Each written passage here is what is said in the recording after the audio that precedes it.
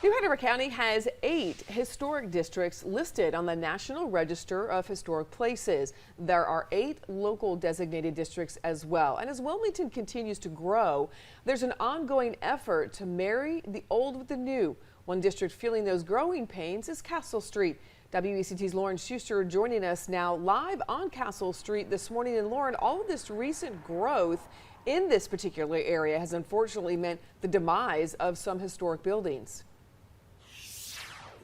Yeah, that's right, Kim. There has been a lot of new development in this area, and the community is trying to push to make sure they save the history in this area. Just like this church behind me, it's been standing for nearly 150 years, and the owner of the business inside this building is giving it a second life, as called Terra Soul Sanctuary Yoga Studio.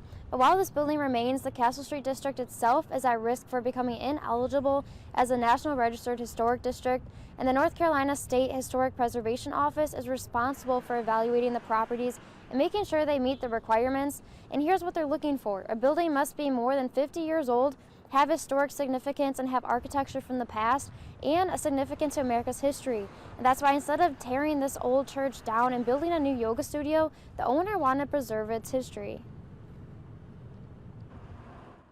For me, when we keep the buildings here, there's a deeper understanding of the history, and there's so much history here that is so important that we know and continue to preserve, that if we just knock down the buildings, and it's just going to become any old city, and that's not what Wilmington is. And many people in this area that I've talked to are okay with the progression that's happening here on Castle Street, but they want to make sure to preserve the history by refurbishing old buildings just like this church behind me instead of destroying them. In the next 30 minutes, I'll tell you what happened to one business and how they had to move out and down the street. Reporting in Wilmington, Lauren Schuster, WECT News.